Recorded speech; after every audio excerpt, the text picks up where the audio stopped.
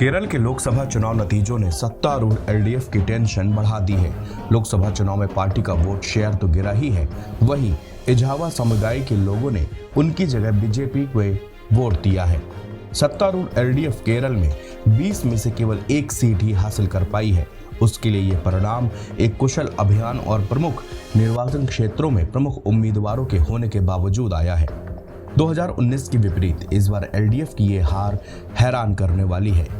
दिलचस्प बात यह है कि 2019 के लोकसभा चुनाव में हार के बाद सीपीएम की केंद्रीय समिति ने राज्य नेतृत्व को पारंपरिक हिंदू मतदाताओं को आकर्षित करने की रणनीति बनाने की सलाह दी थी। अलपुझा और अटिंगल जैसे निर्वाचन क्षेत्रों में 2024 के चुनाव परिणाम बताते हैं कि एलडीएफ के लिए महत्वपूर्ण इजावा समुदाय के एक महत्वपूर्ण हिस्से ने भाजपा को वोट दिया, जिससे एलडीएफ का प्रदर्शन प्रभावित हुआ। एलडीएफ का वोट शेयर 2019 में 35.3% से थोड़ा कम होकर इस बार 33.3% रह गया है। चुनाव आयोग के आंकड़ों के मुताबिक सीपीएम का वर्तमान वोट शेयर 25.82% है, जबकि एलडीएफ की दूसरी सबसे बड़ी सहयोगी सीपीआई के पास 6.14% हिस्सा है। वोटों की यह गिरावट पारंपरिक वामपंथी गढ़ों में स्पष्ट थी।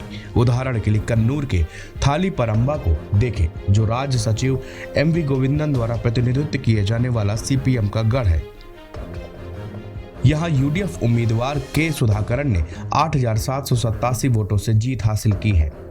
इस क्षेत्र में एलडीएफ के वोट 2019 के लोकसभा चुनाव में 80,719 से घटकर इस बार 75,544 रह गए। कन्नूर में एलडीएफ के उम्मीदवार एमवी जयराजन धर्मोदोम में 2,616 वोटों और मटनूर में 3,034 वोटों की मामूली बढ़त ही हासिल कर पाए। 2021 में सीएम पिनराई विजयन ने धर्मोदोम में 50,123 से अधिक वोटों के अंतर से जीत हासिल की थी और पूर्व स्वास्थ्य मंत्री के शैलजा ने मटनूर में 60,000 से अधिक वोटों से जीत हासिल की थी।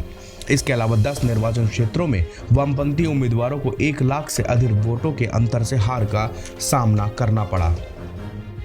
सीपीएम के अभियान में मुस्लिम वोटर और सीएए, गाजा पर आक्रमण और समान नागरिक संहिता जैसे मुद्दों पर बहुत ज्यादा ध्यान केंद्रित किया गया, लेकिन यह रणनीति विफल रही।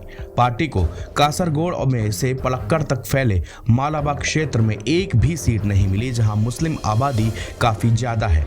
ये चुनाव परिणाम केरल में मतदान व्यवहार के बारे में महत्वपूर्ण जानकारी प्रदान करते हैं तथा एलडीएफ के सामने अपने पारंपरिक वोट आधार को पुनः प्राप्त करने के में आने वाली चुनौतियों का संकेत देते हैं।